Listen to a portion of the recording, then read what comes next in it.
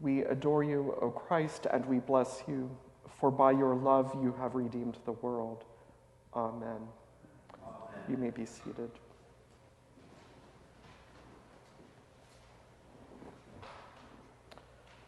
Whatever you've heard, Good Friday is not about defeat. Whatever you have heard, Good Friday is not about surrender. Good Friday is about deep union and self-giving, not in denial, but through acceptance of the human reality of suffering, anguish, and loneliness. Jesus enters into our brokenness. In our brokenness, through his example, we find that the way through suffering leads to redemption by him. Where there is forgiveness, there is no longer a need for sin offering, writes the author of the letter to the Hebrews. Every gospel and every epistle we know is written by a Jewish writer. The past is in the past. The new covenant is here, not an undoing of the past, but the fulfillment of what has always been possible. Relationship with the Creator that shapes everything else. How fortunate it is when we forget that we are meant to be shaped by God for God. That is unfortunate. When we try to go it alone. When we try to do the shaping of God and creation. We are not God. This is the world situation, and it is why this week is what it is. Jesus offers prayers and supplications, at times tear-filled, in pain and agony and loud. Jesus teaches us that God's mercy and grace is for all through him, a means of going through without avoidance. Whether in Mark's gospel, one of the synoptics, or John's, each writer is clear about their purpose. In Mark's narrative, Pilate realizes Jesus was handed over to him because the officials, Mark tells us, were jealous. Matthew says that all of this was done in fulfillment of the prophets. In Luke, the officials take the posture of being threatened by Jesus' authority. And as it turns out, divine authority doesn't look like theirs. And in John, what we have just heard, it's much the same. How often this all gets overlooked, though, in favor of a false narrative that says that the events of this week happened in opposition to the tradition of the law and the prophets. But you won't find this anywhere in the scriptures written by Jews. The tension in this story is between those who forgot that the covenant of God has always been held in love and not judgment. And of course, Jesus is the fulfillment of God's love, come in human form to show us what has always been so.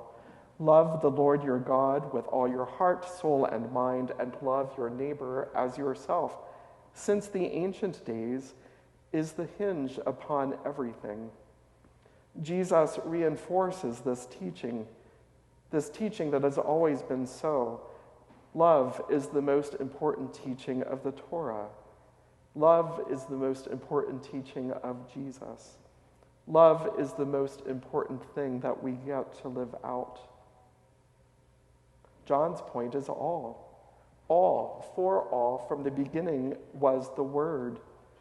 Now the Word has been made flesh and dwelt among us for the world, full of grace and truth, in order for us to behold what is most true, God's glory.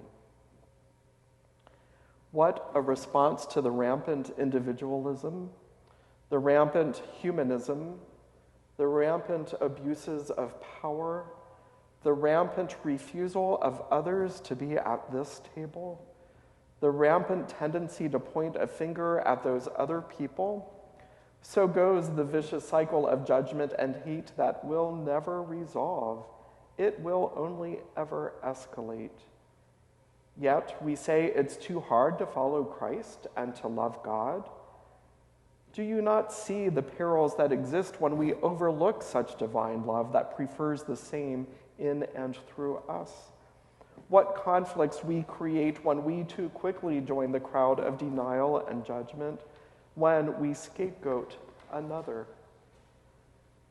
Then there's Jesus. He is guilty of one thing: truth-telling, John tells us. Jesus testifies, I have spoken openly to the world. Guilty. I have always taught in my synagogues and in the temple. Guilty. Where all the Judeans come together. Guilty. I have said nothing in secret. Guilty. Ask anyone who has heard me.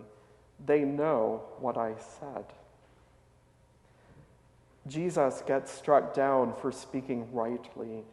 Those who try him find him to be innocent, yet they incriminate themselves by handing him over out of their own fear.